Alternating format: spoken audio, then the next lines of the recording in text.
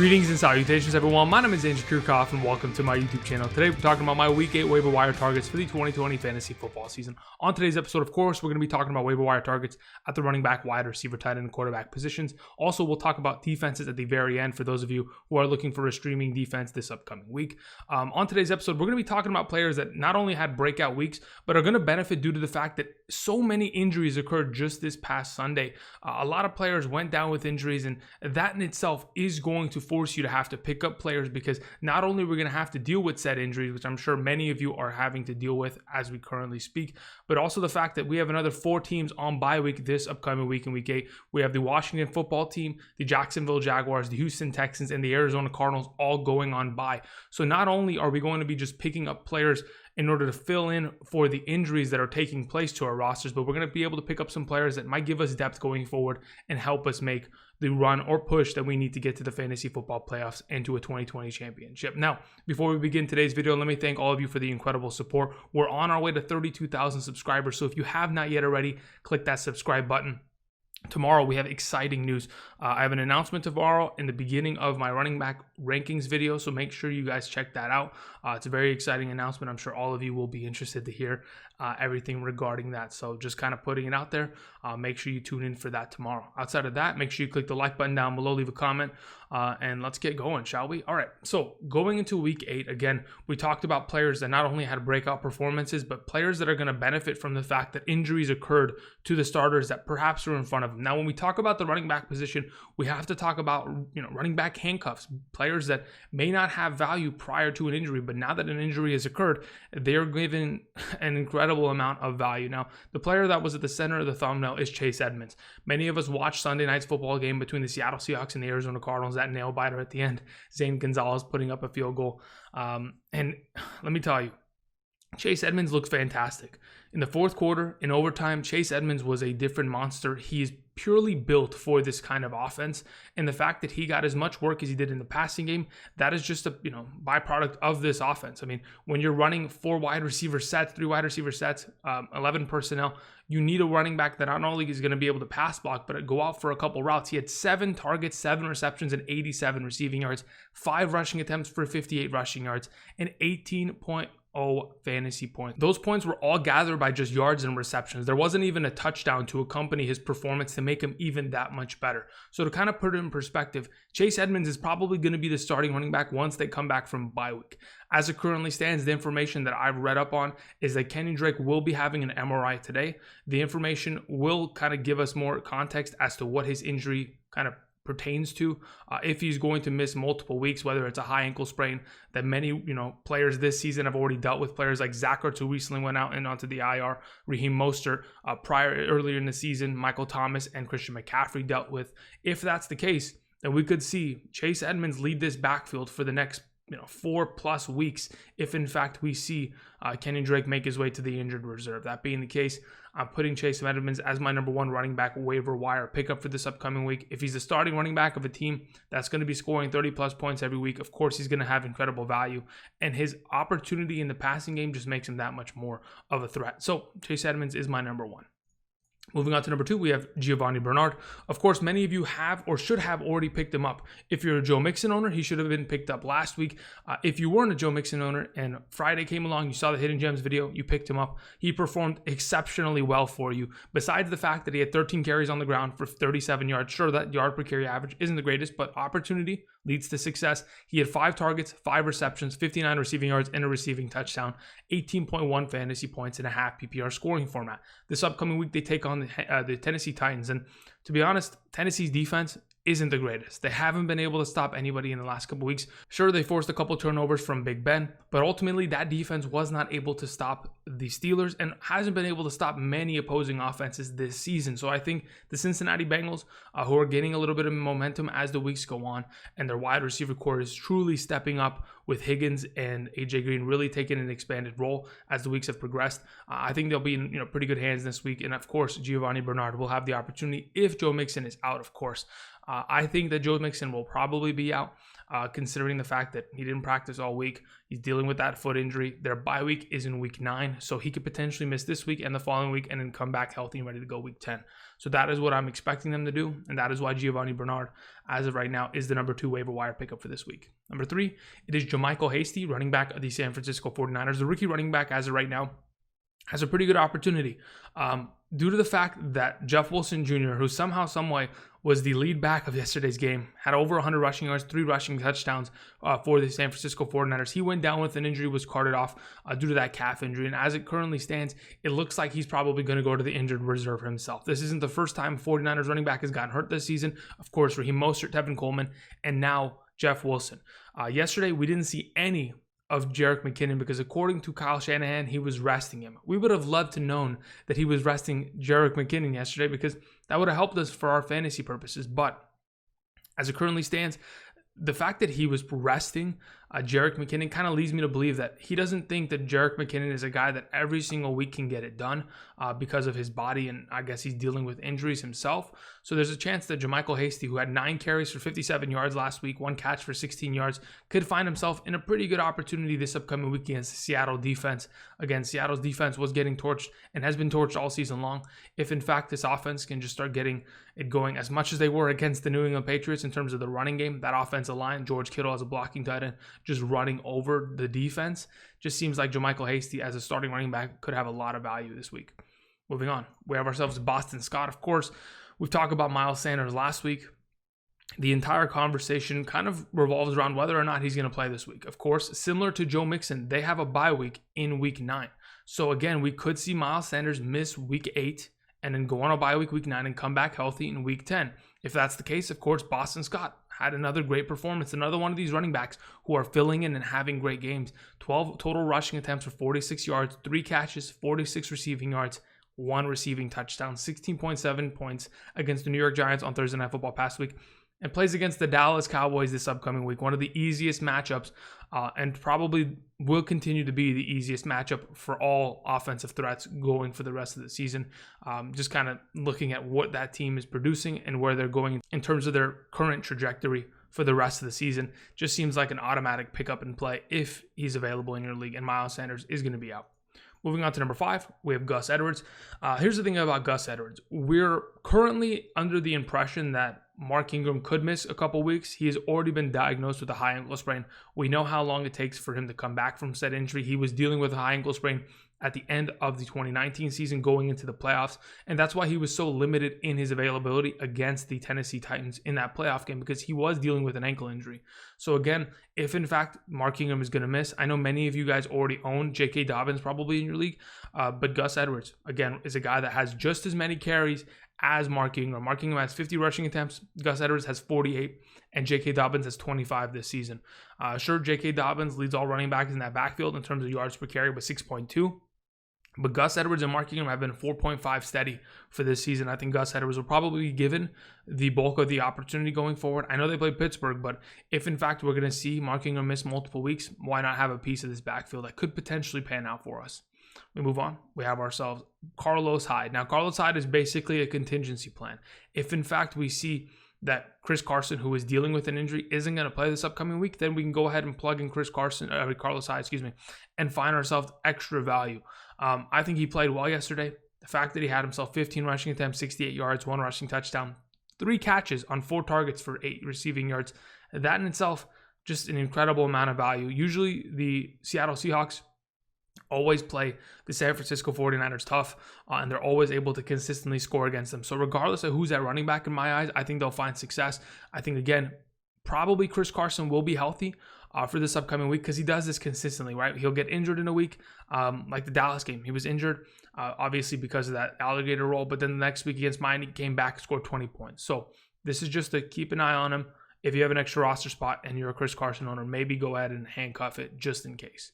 Okay, we move on. Number 7, we have ourselves Tevin Coleman. Now, we talked about JaMycal Hasty and the potential of course, him taking the leading back role going for the upcoming weeks if, in fact, Jeff Wilson Jr. is sent to the IR with the calf injury / ankle injury. Tevin Coleman could be back as soon as this week or next week, based on the injured reserve protocol. So he could be designated to return either this week or next week. I know that there was a quote that Kyle Shanahan said that it's a little bit of a stretch for him to return this week, but keep an eye on him. I think, again, this backfield needs a lead back on a healthy basis. If, in fact, they get Tevin Coleman back, coming back from that injury, he could end up being the starting back here and get himself some value. So I throw him out there as another name. The last couple options, we have Zach Moss at number 8. I mean, Devin Singletary has kind of been disappearing. The Buffalo Bills offense is definitely not what it used to be in the first 3 games of the season in comparison to what they've been on. I mean, they're definitely on a skid. They've lost a lot of games consecutively, and they almost lost to the New York Jets yesterday, who are actively trying to lose. That in itself, a pretty crazy outcome. I think, of course, Devin Singletary has kind of, I don't know, maybe ran his course, but it doesn't seem like he can get the job done. There's a reason why TJ Yeldon and Zach Moss are being used as much as they are over the last couple weeks. Zach Moss had 5 carries, 5 receptions, 10 total touches. In my opinion, not a bad option there going forward as a guy that you could potentially pick up and could take the job going forward. The last option here, speaking of the New York Jets almost beating the Buffalo Bills, a lot of it had to do with the running game of course, Frank Gore, but of course, LaMical Perine. The question is, can you really start a Jets running back? Probably not. I think if you're in a pretty deep league, there's a potential that you can go ahead and grab one of these guys and get value out of them. He had 11 carries for 39 yards, 3 targets, 2 catches for 16 yards, a rushing touchdown. Plays against Kansas City. I'm sure it's not a great matchup this upcoming week, but again, the upcoming weeks after that, there's a potential that he could end up scoring points if, in fact, they're trying to kind of lean away from Frank Gore. I know probably Adam Gase isn't looking to do that actively, but I think that Perine could end up having himself good performances like he did this past week going forward. Those are our running back targets for this upcoming week. We move on to the wide receiver position. I mean, players that we've talked about in the past, but we got to continue to double down on it. Make sure we pick these guys up. Again, these guys are owned in a majority of leagues, less than 50% around the fantasy football landscape, which is kind of a surprise, but really it is what it is. Brandon Aiyuk has been playing fantastic. 7 targets, 6 catches, 115 yards against the New England Patriots this past week, against one of the better secondaries in the National Football League. Sure, he wasn't able to score because Jimmy Garoppolo wasn't able to score a touchdown. Majority of the work, of course, came from Jeff Wilson on the ground. But again, they play against the Seattle Seahawks this week. Should be a great matchup. And of course, Deebo Samuel and Brandon Aiyuk should be able to thrive in the matchup. Moving on, Rashard Higgins is my number 2. Now that Odell Beckham Jr. has been confirmed to be out for the season with a torn ACL, who steps up as the number 2 wide receiver, or potentially the number 1 wide receiver of this Cleveland Browns roster? It seems like Rashard Higgins was the guy to kind of step up yesterday. Had himself pretty good stats, 6 targets, 6 receptions, 110 receiving yards. Plays against the Las Vegas Raiders defense this upcoming week. A matchup in my eyes should be a pretty favorable one for the Cleveland Browns. So if in fact they're going to continue to miss Nick Chubb until week 10, they still don't have Austin Hooper, they're going to have to ask upon guys like Rashard Higgins to come in and easily have to just produce on a weekly basis. I know Jarvis Landry's still dealing with an injury. So again, everybody's going to have to contribute, and I 100% think that Higgins will be able to do so going forward. Nelson Agholor is my number 3. I know I've made fun of Nelson Agholor in the past, but my goodness, has he been consistent. 9 targets, 5 receptions, 107 receiving yards, and a touchdown. 19.2 fantasy points in a half PPR scoring format. Plays against the Cleveland Browns this upcoming week. Besides the matchup itself, Nelson Agholor is the number 1 wide receiver on this team. The Las Vegas Raiders have utilized them more than just about any other team has used them in the past. And they've given him such great value on the outside in comparison to being a slot receiver. It's kind of ridiculous. I mean, I think going forward, of course, Nelson Agholor, 3 weeks in a row where he's catching touchdowns, getting a lot of opportunity in this offense. That in itself leads me in his direction. Obviously, they're past the bye, so you don't have to worry about his bye week going forward. But I think in a matchup against Cleveland, their secondary playing as bad as it has. Again, Tyler Boyd went for over 100. T. Higgins went for over 100, and I think Adrian Green was close to doing so. Joe Burrow had 400 passing yards last week. Derek Carr could have himself a pretty good game and help Nelson Agholor achieve that as well. Moving on to our next player, we have ourselves Sterling Shepard at number 4. I think Sterling Shepard has himself pretty good value. Now, of course, he came back from the injured reserve this past week, played against the Philadelphia secondary, which isn't one of the best. But again, still ended up finding himself with 8 targets, 6 receptions, 59 receiving yards, and a touchdown. Almost 15 fantasy points in a half PPR scoring format. The question is, does he find value this upcoming week against the Tampa Bay Buccaneers? I'm not 100% certain if I'm going to play him against the Buccaneers. I probably don't want to, considering how much trouble that defense has given opposing offenses. But again, going forward, this offense has been lacking another receiving option. Of course, Evan Ingram hasn't been able to get it done. Darius Slayton is hit and miss, and their backfield is beat up. So as it currently stands, Sterling Shepard is going to be a pretty good influx of opportunity for Daniel Jones and could end up finding value. So we throw him up on the list as a guy that you should definitely go and potentially pick up. Cole Beasley, we talked about him multiple times last week. I mean, he delivered tenfold. 11 receptions on 12 targets, 112 receiving yards, 16.7 fantasy points. This upcoming week plays against the New England Patriots. Again, Josh Allen has typically not played well in his career against the New England Patriots. Is going to have to rely upon dump-off passes, short routes, guys that can easily be able to just get him yards because they're struggling as much as they are. Cole Beasley is going to be the remedy to that entire situation. And I think going forward, again, Cole Beasley seems to be a guy that every single week is 10 plus points. And if he's getting more and more work with the injury of John Brown, I'm all for it. Moving on, Corey Davis coming back from the COVID-19 list, had himself a pretty good game. His opportunity was more than expected. 10 total targets, had himself 6 receptions, 35 receiving yards, and an early touchdown. Played against the Cincinnati Bengals defense this upcoming week again.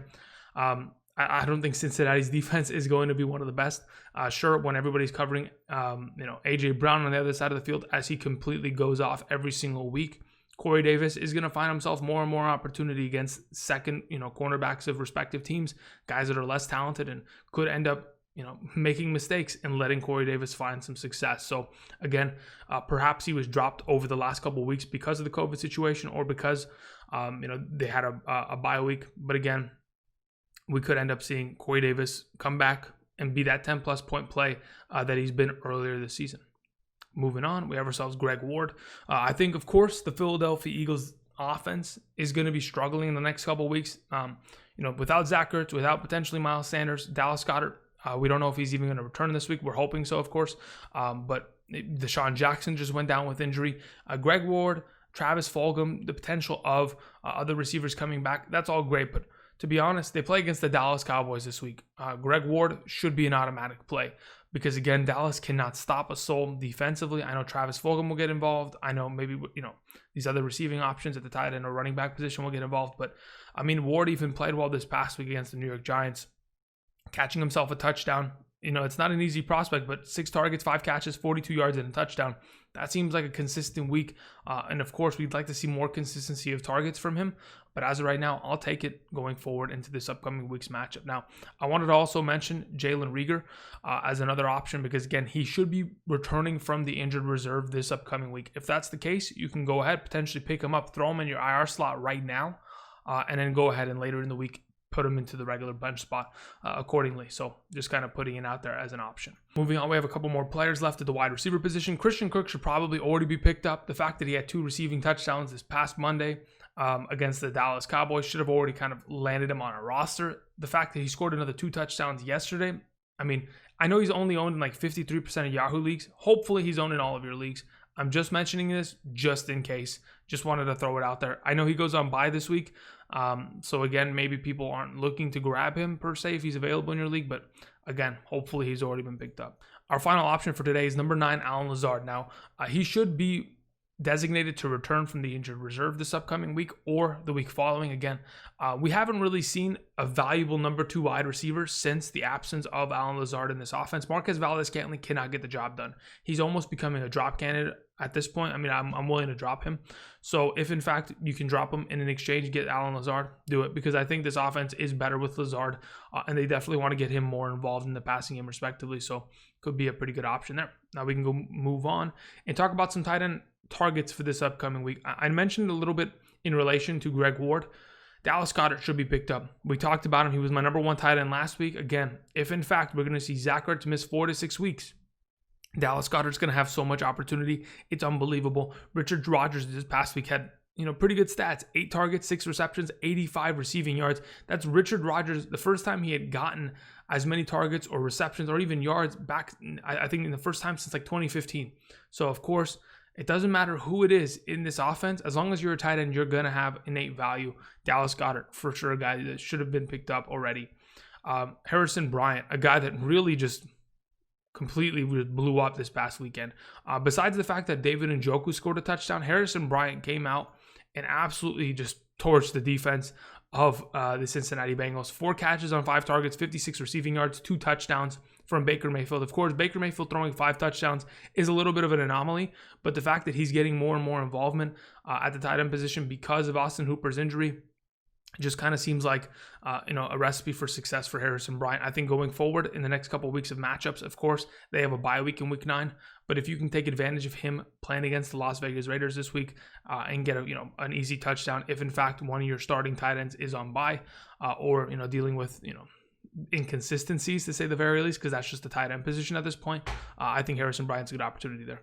Trey Burton is my number 3. If Mo Alley-Cox is potentially going to miss multiple weeks again due to injury, I think Trey Burton's kind of carved himself out a role in that offense with Phillip Rivers to kind of just I guess be a consistent play on a weekly basis. Anybody who's a tight end in the Indianapolis Colts offense just seems to have a lot of value. The last time we saw Trey Burton, he had a rushing touchdown, had a receiving touchdown, 4 catches, 58 yards, 19.9 fantasy points. Plays against the Detroit Lions this week. I think Hayden Hurst, even though the Detroit Lions didn't give up many yards prior to Hayden Hurst's performance this past Sunday, had himself a pretty good game. And I think if an offense like the Indianapolis Colts comes in and heavily targets that said position, I think we could find value for Trey Burton going forward. A couple other names. Rashard Rodgers, again, even if in fact Dallas Goedert's playing, this offense loves to use 2 tight end sets. I think both of them could be very valuable going forward. I still think that if in fact Rashard Rodgers is on the field with Goedert, he could see himself 6 targets in a singular game and have himself value. I really do truly think so. I think that just the Eagles, the fact that they just use the tight end position as much as they do, target them more than anybody else in the National Football League, just seems like a recipe for success. Irv Smith is my number 5.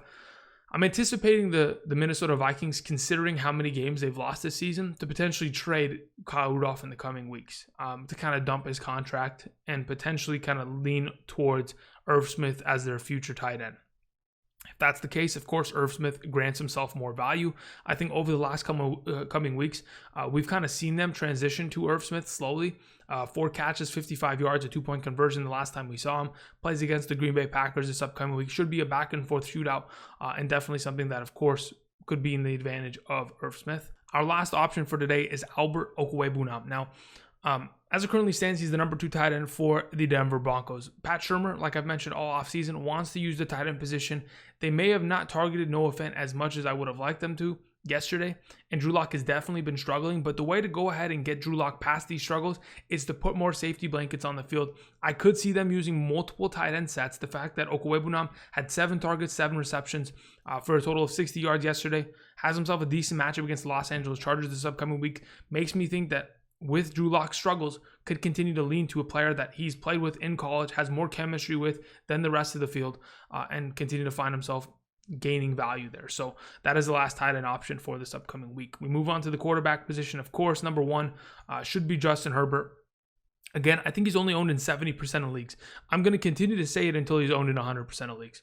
I think he had an incredible week this past week. The fact that he scored 3 touchdowns, had 347 passing yards, but on top of it, 66 rushing yards and a rushing touchdown. I mean, you can't ask for anything more. You truly cannot. 30 plus points is an incredible number, but consistently doing that on a week-to-week basis for Justin Herbert just seems to be like the average norm. So again, an incredible play. Upcoming week plays against Denver. I'm not worried about it at all. I think Justin Herbert in a fantastic play and could be in line for upcoming weeks that are just going to continue to stack up as incredible fantasy performances. Moving on, we have Carson Wentz as my number 2. We talked about him last week. Carson Wentz consistently performs 2 to 3 touchdowns every single game. Did it again this past Thursday night against the New York Giants. Plays against the Dallas Cowboys. Again, he's coming off a game for 350 plus passing yards, 2 passing touchdowns, a rushing touchdown. The Dallas Cowboys defense just can't stop a soul, and I don't think they'll be able to stop a division rival like the Eagles this upcoming week. Carson Wentz should be a fantastic play. Joe Burrow is my number 3. Again, another player that should be picked up. Upcoming schedule is fantastic. They go on a bye week in week 9, which could be a little bit tricky, but again, this is a guy that in the fantasy playoffs has 2 incredible matchups. A guy that maybe you want to go ahead and stash on your bench going forward. 406 passing yards, 3 passing touchdowns, had a rushing touchdown himself for 34 rushing yards.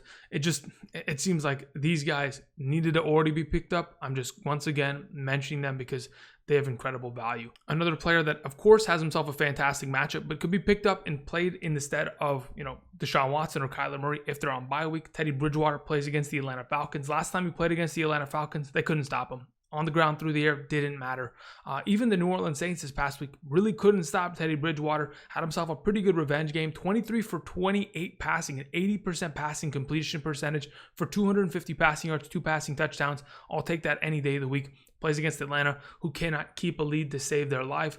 So I think Teddy Bridgewater should be perfectly fine this upcoming week. Another couple good options, Derek Carr. Even though yesterday was a bit of a struggle, he's performed exceptionally well for the team that surrounds him this season. I think the fact that they play against Cleveland, a defense that hasn't given up less than 30 points to opposing just offenses in general, just kind of seems like Derek Carr could be another one of these successful pickup and plays as a streaming quarterback this week and going forward. Jimmy Garoppolo is the last option because, again, you play against the Seattle Seahawks. I know Jimmy Garoppolo didn't throw a passing touchdown, had 2 interceptions yesterday.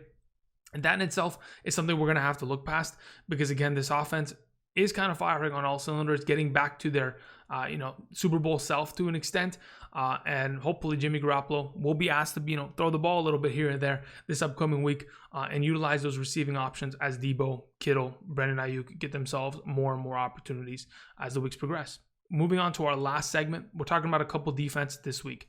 Kansas City should have already been picked up last week because they played against Denver, had an incredible week. Daniel Sorensen picked 6, incredible amount of sacks on Drew Lock, who was just making mistakes, fumbling left, right, and center. So again, the Kansas City Chiefs should have already been picked up to play against the Jets this week. That's why we mentioned them last week. The Indianapolis Colts, if they were dropped in your league, should be picked up because, again, they have been one of the best in the National Football League and in fantasy for the last couple of weeks. So again, they're another great option. The Eagles versus the Dallas Cowboys.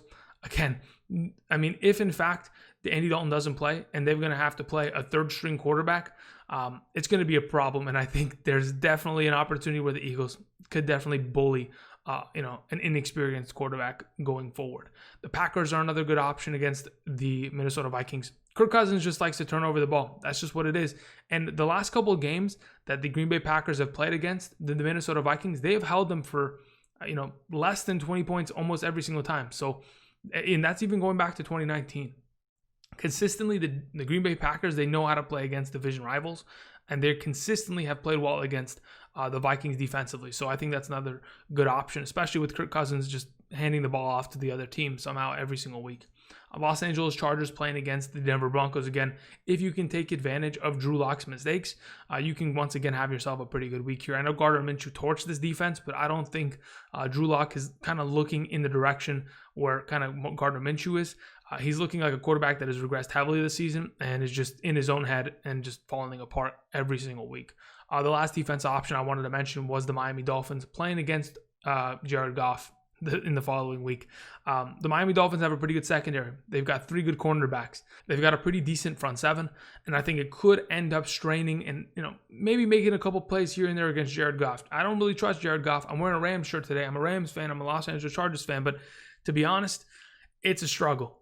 And I know that Jared Goff could end up, having himself some mistakes here and there against the Dolphins, and could give them some value. Just putting it out there into the universe. Anyway, those are our Week 8 waiver wire targets for the 2020 fantasy football season. Thank you everybody for watching. Until next time, we'll talk about running backs tomorrow. Huge announcement on tomorrow's video, so make sure you check that out. Thank you everybody for watching. And until next time, make sure you subscribe, click the like button, and I'll see you guys. Peace.